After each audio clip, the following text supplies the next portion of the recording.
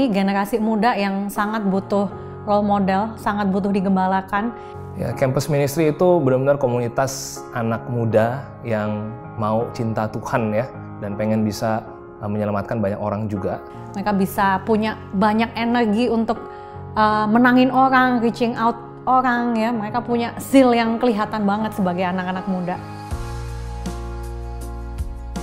Campus ministry is fun, family, and fruitful. Fun, we have a lot of fun times together. Family, we are close like a family. And fruitful, so many souls change, so many characters change.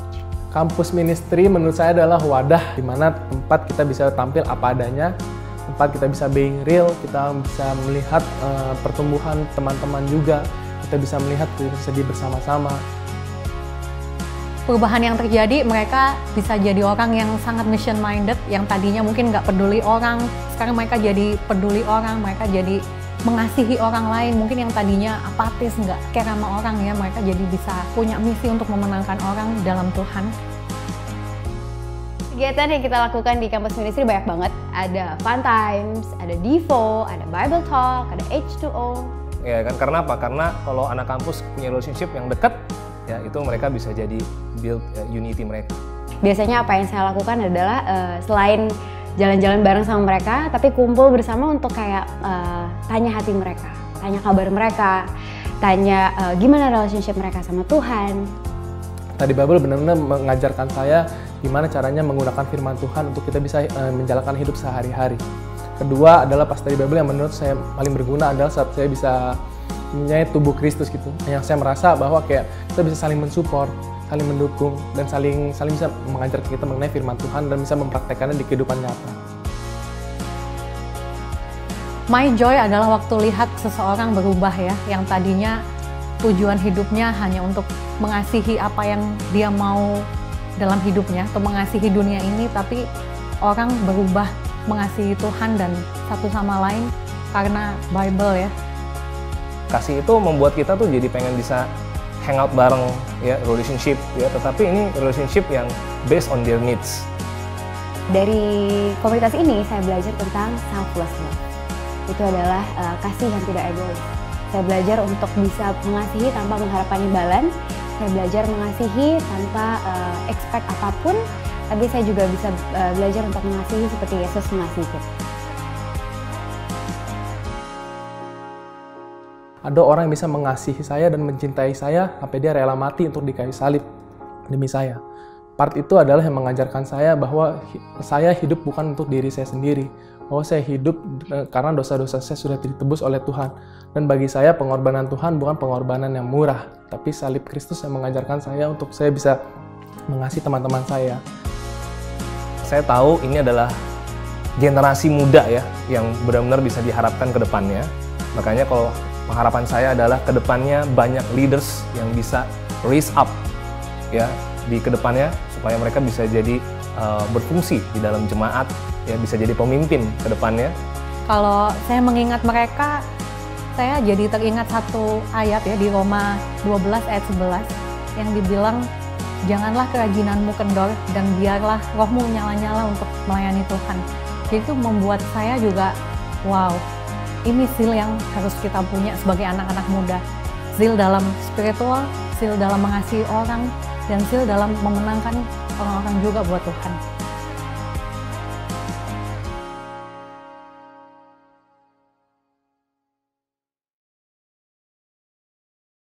Selamat pagi saudara-saudari, selamat datang di Kebaktian Online GKDI Jakarta. Sebelum kita memulai kebaktian kita, akan ada beberapa pengumuman yang bisa kita perhatikan berikut ini.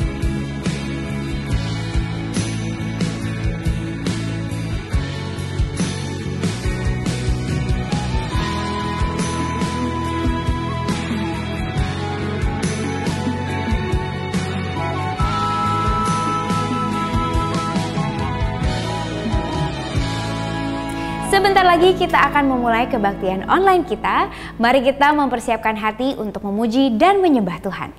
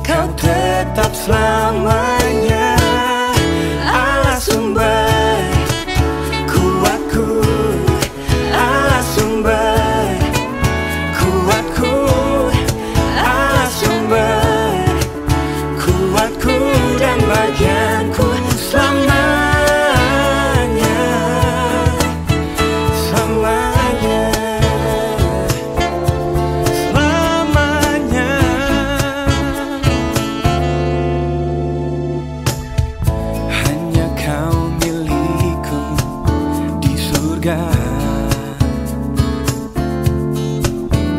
Tiada yang ku ingini di bumi, hanya kau. Tak ku andalkan kekuatanku,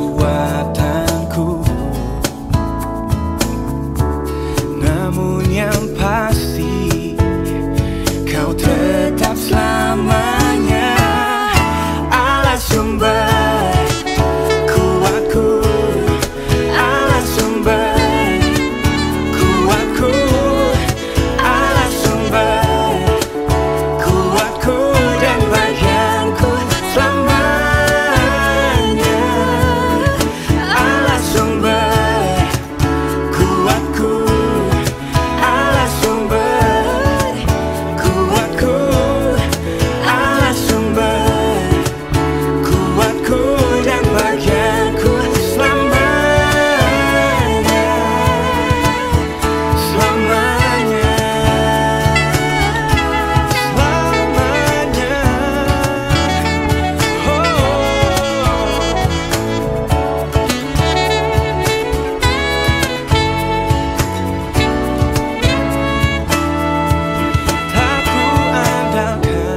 Tak ku andalkan kekuatanku, namun yang pasti kau tetap selamanya. Oh, oh. Tak ku andalkan kekuatanku, namun yang pasti kau tetap selamanya.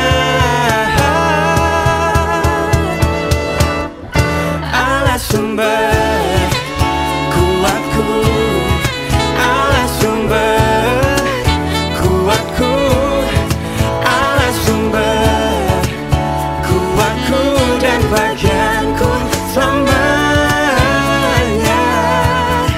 Allah sumber kuatku, Allah sumber kuatku, Allah sumber kuatku dan bagianku selamanya, selamanya, selamanya, selamanya.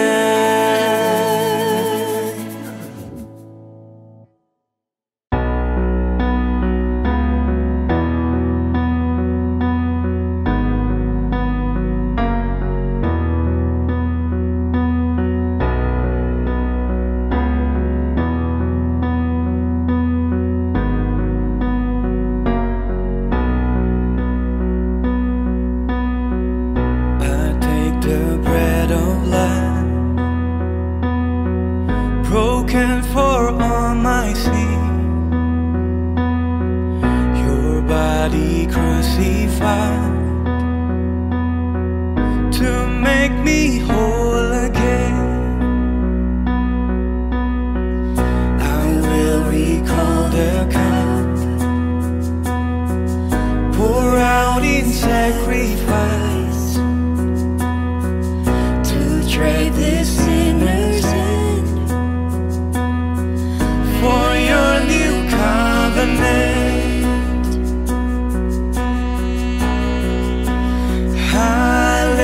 Hallelujah, I live my life in remembrance.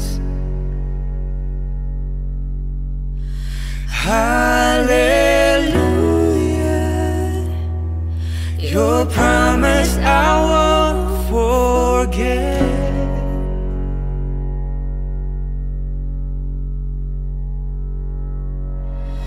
I walk salvation's road with fear and trembling, your way born as my own, as Christ is formed in me. Hallelujah.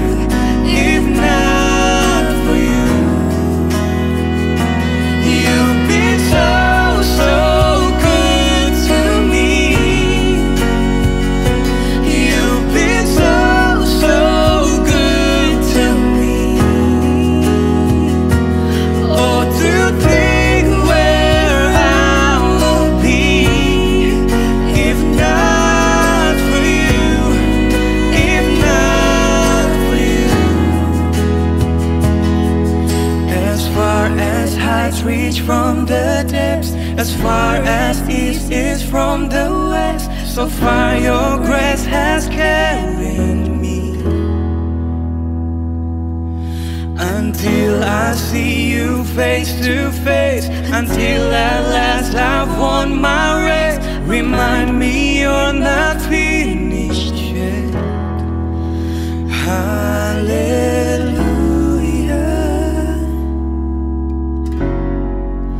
hallelujah,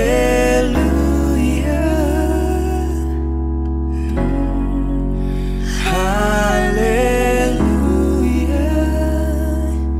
I live in remembrance.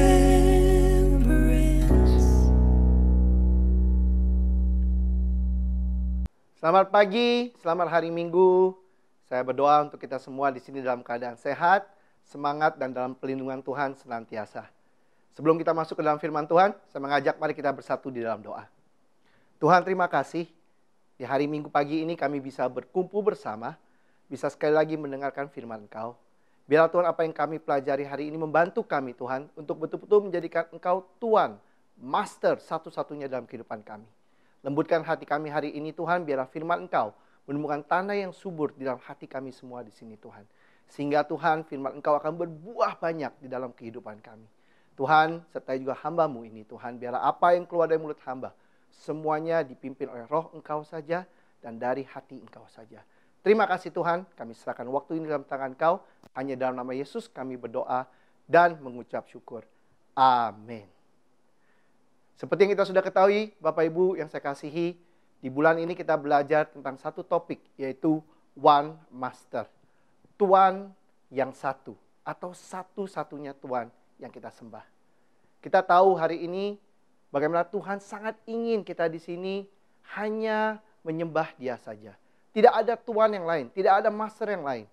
Karena Tuhan sangat ingin hidup kita ini betul-betul adalah satu kehidupan yang kita bisa nikmati. Satu kehidupan yang sesuai dengan Dia rancangkan. Karena kalau ada Tuhan atau ada hal lain yang dalam hidup kita menjadi masternya kita, pasti hal tersebut akan menguasai kita, mengikat kita, bahkan bukan tidak mungkin menghancurkan hidup kita. Karena itulah Tuhan sangat ingin bahwa Dia menjadi satu-satunya Tuhan di dalam kehidupan kita. Di Matius pasal 6 ayat 24, tak seorang pun dapat mengabdi kepada dua Tuhan. Karena jika demikian, ia akan membenci yang seorang dan mengasihi yang lain. Atau ia akan setia kepada yang seorang dan tidak mengindahkan yang lain. Kamu tidak dapat mengabdi kepada Allah dan kepada Mamon. Kata mengabdi di sini bukan saja cuma sekedar melayani.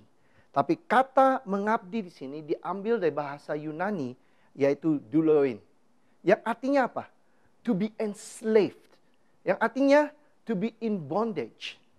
Kalau kita terjemahkan dalam bahasa Indonesia, artinya kita menghambakan diri. Atau menjadi budak. Atau betul-betul terikat dengan hal tersebut. Waktu dikatakan kita mengabdi, berarti kita menjadi budak. Berarti kita dikuasai penuh. Dimiliki penuh oleh master kita tersebut. Dan seperti yang kita baca tadi, bahwa Tuhan tidak mau ada tuan yang lain atau master yang lain di dalam kehidupan kita, termasuk mamon atau uang itu sendiri. Hari ini, brothers sisters, kadang-kadang dengan kita terus hidup menjadi seorang Kristen, kita ke gereja hari Minggu, kita ikut pelayanan, kita beribadah, kadang-kadang kita di sini bisa tidak sadar bahwa ada Allah lain atau Tuhan lain atau master lain sebenarnya hidup di dalam kehidupan kita. Dikatakan di buku Galatia pasal 4 ayat 8 sampai dengan 9. Dahulu kamu tidak mengenal Allah. Kamu memperhambakan atau duluin kata yang sama lagi. Diri kepada Allah-Allah yang pada hakikatnya bukan Allah. Tetapi sekarang sesudah kamu mengenal Allah, atau lebih baik, sesudah kamu dikenal Allah, bagaimanakah kamu berbalik lagi kepada roh-roh dunia yang lemah dan miskin dan mau mulai memperhambakan lagi kepadanya. Hari ini kita boleh menjadi seorang Kristen. Bukan berarti kita tidak bisa memperhambakan diri kita lagi kepada Allah-Allah yang pernah kita sembah dulu. Atau tuan-tuan yang kita layani dulu. Di buku Galatia, Paulus begitu concern kepada jemaat di Galatia. Karena mereka kembali menyembah, kembali mengabdi kepada Allah-Allah mereka sebelumnya. Allah-Allah yang sudah menghancurkan hidup mereka. Hari ini caranya bagaimana? Apa yang kita mesti lakukan untuk kita bisa tahu bahwa hari ini bahwa kita hanya menyembah Tuhan dan bahwa Dia adalah satu-satunya Tuhan di dalam kehidupan kita. Poin saya yang pertama, kita perlu kita perlu deteksi ya apakah atau siapakah Tuhan dari hidup kita itu sendiri. Caranya bagaimana? Ada beberapa pertanyaan yang kita bisa tanyakan kepada diri kita untuk mendiagnosa diri kita. Pertanyaan pertama adalah, hal apa yang paling gampang buat kita kecewa? Karena kalau hal itu buat kita kecewa, berarti hal itu begitu penting buat kita. Dari hal yang paling gampang buat kita kecewa, kita bisa lihat bahwa mungkin itu adalah tuan atau master di dalam kehidupan kita. Bisa karir kita, bisa keuangan kita, bisa tentang masa depan kita. Apa hari ini yang paling mudah buat kita kecewa? Buat beberapa kita mungkin adalah tim olahraga kita. Ya, kalau tim olahraga kita kalah, tiba-tiba kita kacau moodnya kita. Kacau feelingnya kita. Berarti apa? Berarti jangan-jangan tim kesayangan kita itu sudah menjadi tuan di dalam kehidupan kita. Apalagi pertanyaan kita bisa tanya, hal apa yang paling sering kita keluhkan? Apa yang paling sering kita komplain? Itu juga menunjukkan siapa Tuhan dalam kehidupan kita. Mungkin kita sering dan mudah komplain tentang pekerjaan kita, komplain tentang atasan kita, komplain tentang kondisi kita. Hal-hal tersebut bisa menjadi Tuhan dalam kehidupan kita. Hal apa yang kita paling banyak khawatirkan, Bapak Ibu yang saya kasihi, yang sering membuat kita di sini menjadi khawatir atau takut. Hal itu juga bisa jadi adalah Tuhan dan master dalam kehidupan kita. Hal apa yang paling sering kita cari waktu kita sedang tidak happy, waktu kita lagi menderita, waktu kita lagi stres atau tertekan.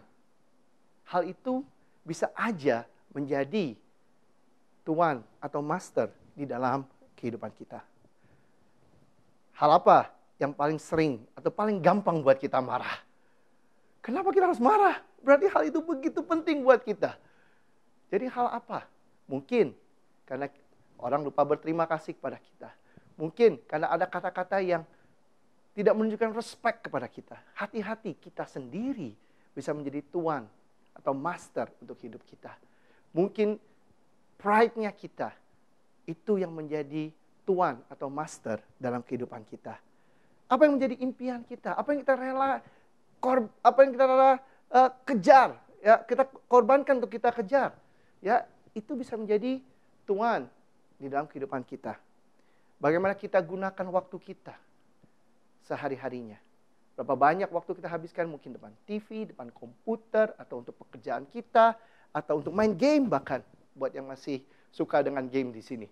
Kita harus bisa jujur hari ini. Apakah hal tersebut sudah menjadi tuan atau master dalam kehidupan kita? Bagaimana cara kita menggunakan uang kita hari ini? Itu menunjukkan hari ini kepada kita semua di sini.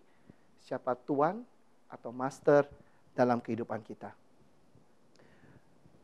James W. Frick mengatakan, Anda tidak perlu memberitahukan saya prioritas Anda di mana. Tunjukkan untuk apa Anda pakai uang Anda. Dan saya akan tunjukkan prioritas Anda di mana. Don't tell me where your priorities are. Show me where you spend your money, and I will tell you what your priorities are. Bapak Ibu yang saya kasihi, kita bisa bilang bahwa Tuhan adalah Tuhannya kita. Kita bisa bilang bahwa Tuhan adalah rajanya kita. Tapi pertanyaannya hari ini, bagaimana cara kita menggunakan uang? Itu betul-betul menunjukkan siapa Tuhan atau master kita sesungguhnya. Saya berharap di masa-masa ini, di masa-masa yang mungkin tidak mudah ini, kita juga bisa lihat bagaimana kita menggunakan uang kita. Saya berharap cara kita menggunakan uang menunjukkan bahwa Tuhan adalah master kita. Apakah kita rela di sini untuk membantu orang-orang yang kekurangan di sekeliling kita? Atau kita begitu ketakutan, kita memastikan bahwa diri kita menggunakan semua uang yang hanya untuk diri kita. Coba kita lihat. Adakah kita di sini bahkan membeli barang-barang yang sebenarnya kita nggak perlu? Apakah kita di sini rela ambil pekerjaan atau sesuatu yang gampang, ya, karena kita mau uang cepat, ya, dan akhirnya kita tahu itu akhirnya menghancurkan hidup kita juga. Pertanyaannya hari ini, Bapak Ibu, bagaimana cara kita gunakan uang kita? Karena itu menunjukkan prioritas kita yang sesungguhnya. Saya suka apa yang dikatakan di satu quote ini. Dia bilang, uang tidak mengubahkan seseorang, tapi uang menunjukkan siapa orang itu sesungguhnya. Saya sangat setuju bahwa money doesn't change people, it reveals them. Hari ini orang boleh punya sedikit uang, boleh punya cukup uang, boleh punya banyak uang, tapi itu sebenarnya tidak mengubahkan orang. Tapi uang menunjukkan dia sesungguhnya. Saya mengajak Bapak Ibu, mari kita buka mata kita. Mari kita coba perhatikan bagaimana cara kita menggunakan uang. Karena dari sana saja itu bisa membantu kita untuk bisa melihat siapa master kita sesungguhnya. Mari kita ambil waktu, deteksi. Jangan kita di sini berpikir bahwa kita lagi melayani atau mengabdi kepada Tuhan. Atau Tuhan itu adalah masternya kita. Belum tentu. Saya mengajak mari kita di sini rendah hati.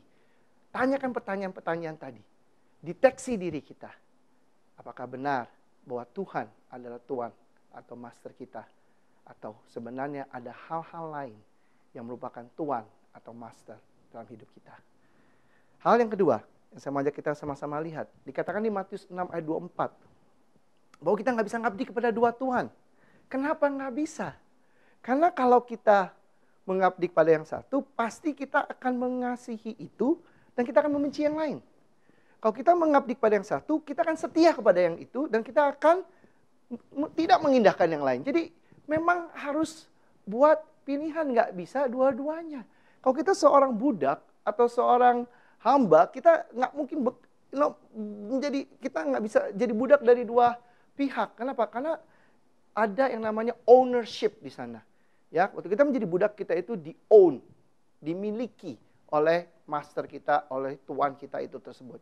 Jadi sangat penting, brothers sisters, Bapak Ibu yang saya kasih hari ini, untuk kita di sini melihat bahwa kita perlu decide, kita perlu buat keputusan, ya, siapa yang harus menjadi tuan atau master di dalam kehidupan kita.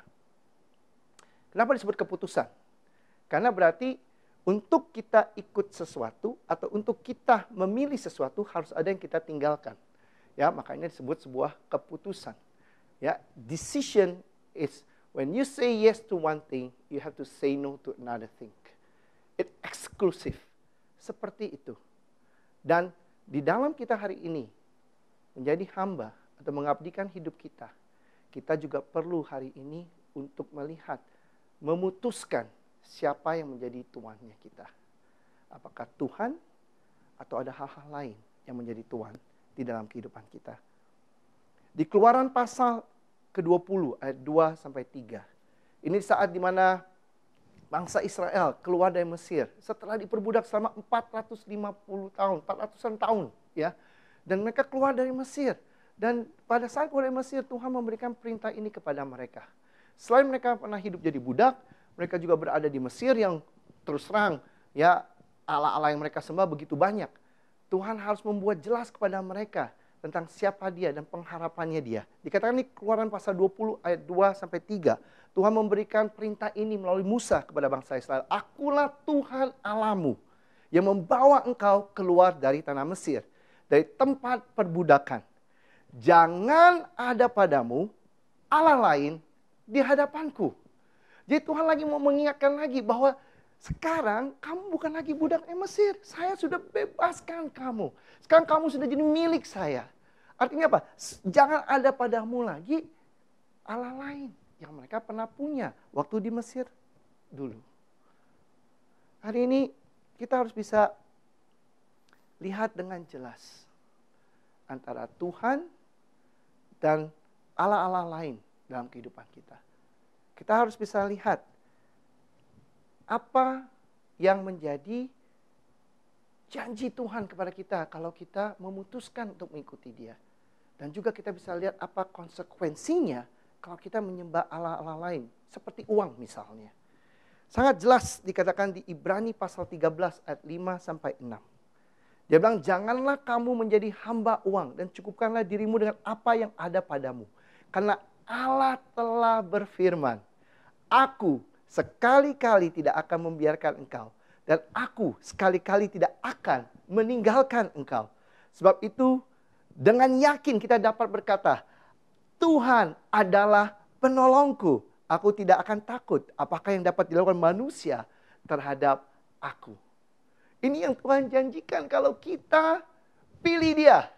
Dia bilang, Dia tidak akan tinggalkan kita. Dia akan menjadi penolong kita.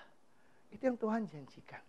Tetapi kalau kita di sini memilih hal lain menjadi Allah dalam kehidupan kita, seperti uang misalnya, di 1 Timotius pasal 6 ayat 9-10 katakan, tetapi mereka yang ingin kaya terjatuh ke dalam pencobaan, ke dalam jerat, dan ke berbagai nafsu yang hampa, dan yang mencelakakan, yang menenggelamkan manusia ke dalam keruntuhan dan kebinasaan. Karena akar segala kejahatan ialah cinta uang. Sebab oleh memburu uanglah beberapa orang telah menyimpang dari iman dan menyiksa dirinya dengan berbagai-bagai duka. Lihat kontras sekali antara kita di sini memilih Tuhan sebagai Tuhan atau Master kita, atau kita memilih hal-hal lain menjadi Allah kita seperti uang menjadi Tuhannya kita. Kita lihat bagaimana dikatakan sana kita akan jatuh ke pencobaan, ke dalam jerat, nafsu yang hampa, yang mencelakakan kita, menenggelamkan kita ke dalam keruntuhan dan kebinasaan. Bahkan membuat kita menyimpang dari iman kita dan membuat kita hari ini tersiksa dengan berbagai duka. Kalau kita hari ini ikut Tuhan, Tuhan concern kepada kita. Tuhan peduli kepada kita. Tuhan sayang kepada kita. Tuhan mau berikan yang terbaik untuk hidup kita. Tuhan tahu kebutuhan kita. Karena itu Dia mau menjadi Tuhan dan Master dalam kehidupan kita. Dan Dia akan membuat kita konten. Ya, Dia akan mencukupkan kita. Itu janjinya Dia.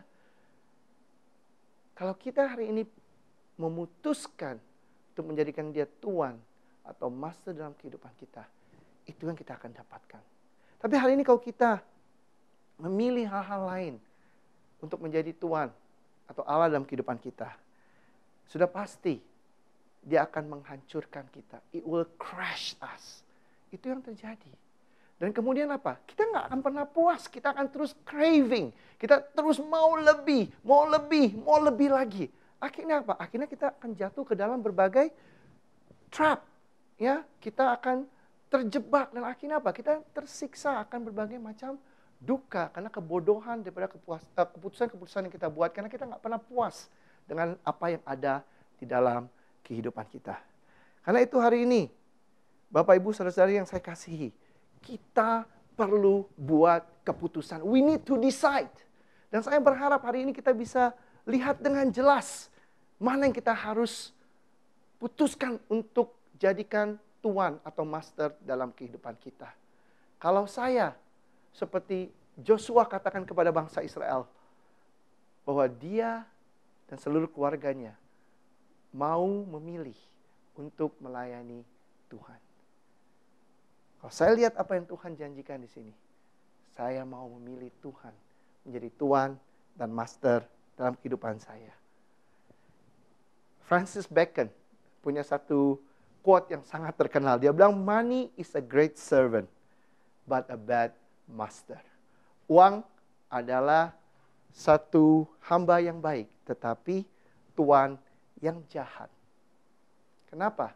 Karena kalau kita hari ini dikontrol oleh uang, bukan kita yang mengontrol uang. Kalau hari ini uang yang menjadi master dalam kehidupan kita. Sama juga dengan hal-hal lain. Kalau ini kan menjadi master dalam kehidupan kita. Kita menjadi terikat dan kita akan dikuasai. Dan kita akhirnya akan punya hidup yang kacau. Karena semuanya akan menjadi berantakan dan tidak seperti yang Tuhan sudah rancangkan bagi kita semua di sini.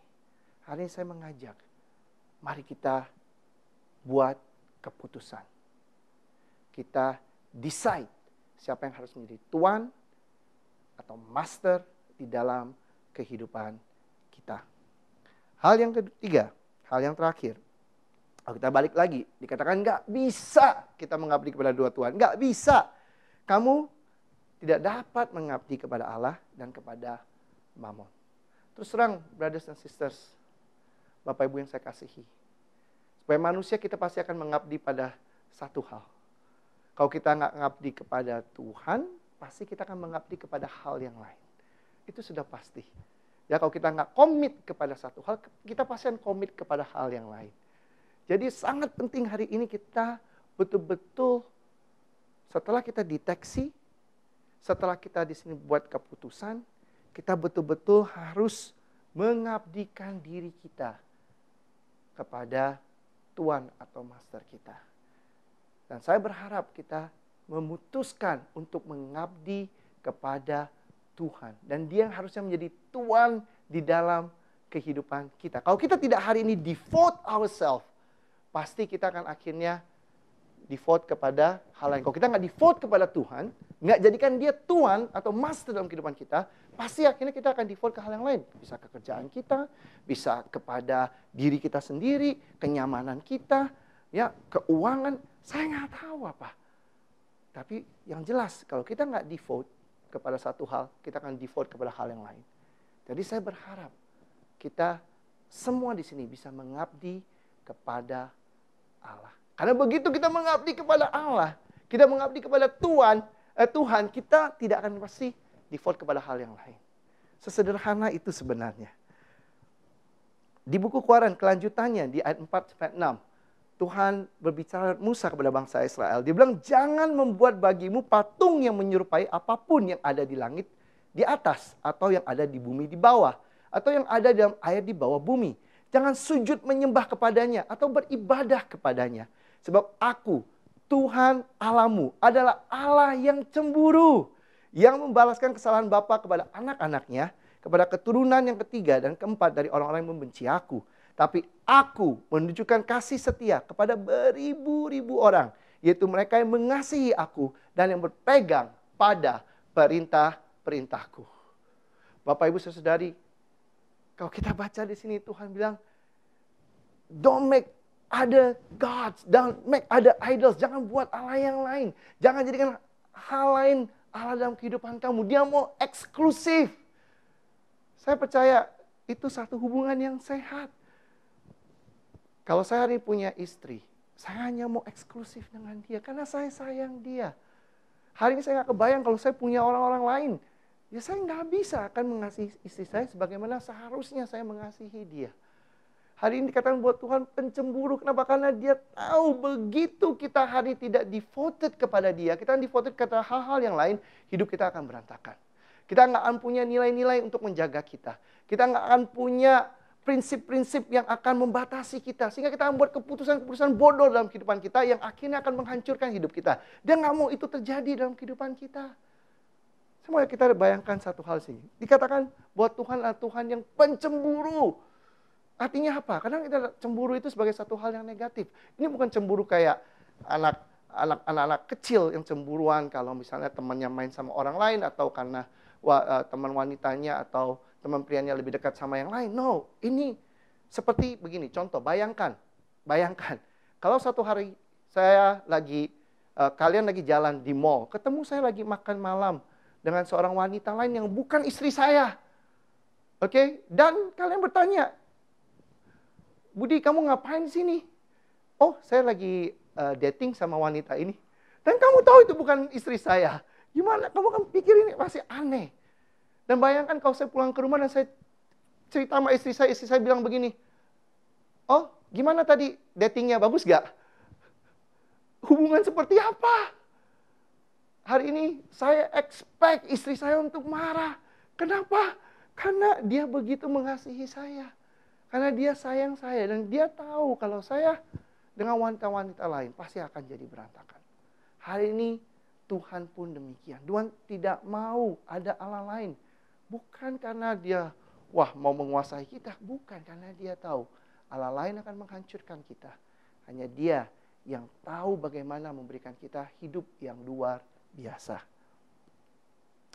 Ezra Taft Benson mengatakan ini, ketika kita mengutamakan Tuhan, hal-hal lain dalam hidup kita akan berjalan dengan baik dan hal yang tidak perlu akan menghilang dari hidup kita. Kasih kita kepada Tuhan akan menentukan pemberian kita, penggunaan waktu kita, kesukaan yang kita kejar, dan urutan prioritas hidup kita. When we put God first, all other things fall into their proper place and all drop out of our lives. Our love of the Lord will govern the claims for our affection, the demands on our time, the interests we pursue, and the order of our priorities. Brothers and sisters, Bapak Ibu yang saya kasihi, waktu kita utamakan Tuhan, waktu kita mengabdi kepada Dia sebagai Tuhan dan Master kita, satu-satunya, dikatakan bahwa semua hal dalam hidup kita akan berjalan dengan baik. Kita akan punya prioritas yang benar. Kita akan mengejar hal yang benar. Kita akan punya impian yang benar. Kita akan tahu bagaimana menggunakan resources kita dengan benar. Buat saya ini hal yang luar biasa. Ini yang membuat kita bisa menikmati hidup kita sepenuhnya. Kenapa? Karena saya suka apa yang dikatakan oleh Rick Warren ini. Karena kita semua di sini, brothers sisters, berharga di hadapan Tuhan. Rick Warren katakan seperti ini, biarkan saya menjelaskan betapa bernilainya Anda. Anda sungguh tak ternilai bagi Tuhan. Pertama, Tuhan ciptakan Anda. Kedua, Yesus mati bagi Anda. Ketiga, Tuhan berikan Roh Kudus di dalam Anda. Dan keempat, Tuhan ingin bersama dengan Anda di dalam kekalan. Sungguh berharga Anda bagi Tuhan. Sungguh tak ternilai. Brothers and sisters, let me tell you how worthwhile you are. You are infinitely valuable to God. First, God created you. Second, Jesus died for you. Third, He put His Spirit within you. Fourth, He wants you to be with Him forever in eternity. That's how valuable you are to God. You are infinitely valuable to God. Brothers and sisters, mari kita mengabdi kepada Tuhan. Dan jadikan Dia Tuan dan Master dalam kehidupan kita. Kenapa? Karena Dia sangat sayang kepada kita. Karena kita tidak ternilai bagi Dia. Kita sangat berharga bagi Dia. Saya mengajak hari ini sekali lagi, kita ambil waktu. Yuk, kita deteksi. Kita cari tahu siapa sih sesungguhnya Tuan atau Master dalam kehidupan kita. Jangan kita asumsi di sini dan berpikir bahwa kita sudah menyembah atau mengabdi kepada Tuhan dan menjadikan Dia Master dalam kehidupan kita. Mari kita ambil waktu, kita diagnosa diri kita deteksi sekali lagi siapa Tuhan kita yang sesungguhnya. Setelah kita lihat dengan jelas, kita perlu ambil waktu untuk buat keputusan siapa yang kita mau sembah. Kita lihat Tuhan sangat sayang kepada kita semua di sini. Dan saya mengajak kita, jangan segan untuk mengabdikan diri, devote diri kita kepada Tuhan. Kenapa? Karena Dia tahu yang terbaik bagi kita. Karena Dia sangat mengasihi kita. Dan Dia sangat ingin memberkati kita. Dan sangat ingin kita mempunyai hidup yang berkepenuhan. Jadi mari kita betul-betul memastikan bahwa hari ini kita hanya mengabdi kepada one master. yaitu Tuhan yang mengasihi kita semua di sini. Amin. Mari kita bersatu dalam doa. Tuhan, terima kasih sekali lagi kami boleh diberikan kesempatan untuk melihat betapa sayangnya Engkau kepada kami. Kadang-kadang Tuhan, waktu kami harus buat sebuah keputusan Tuhan untuk mengutamakan Engkau, mengasihi Engkau dengan sepenuh hati kami Tuhan. Kadang-kadang kami merasa berat hati karena kami merasa ada begitu banyak hal-hal lain yang kami inginkan dalam kehidupan kami. Tapi hari ini biarlah Tuhan kami berani Tuhan menjadikan Engkau nomor satu. Menjadikan Engkau Tuhan, master dalam kehidupan kami. Karena kami tahu Tuhan Engkau sangat-sangat mengasihi kami. Dan Engkau sangat ingin untuk hidup kami bisa maksimum Tuhan. Hidup kami bisa berkepenuhan seperti yang Engkau rancangan bagi kami. Bantu hari ini Tuhan kami untuk bisa mengenali diri kami. Bantu kami di sini untuk tahu siapa yang menjadi Tuhan dalam hidup kami. Bantu kami di sini hari ini Tuhan juga untuk berani buat keputusan. Dan bantu kami hari ini di sini juga tahu kepada Engkau saja bahwa kami akan mengabdikan hidup kami. Bahwa Engkau adalah Tuhan. Bahwa Engkau adalah master di dalam kehidupan kami. Terima kasih ya Tuhan. Terima kasih untuk mengasihi kami. Hanya dalam nama Yesus kami telah berdoa dan mengucap syukur. Amin. Tuhan memberkati kita semua. Amin.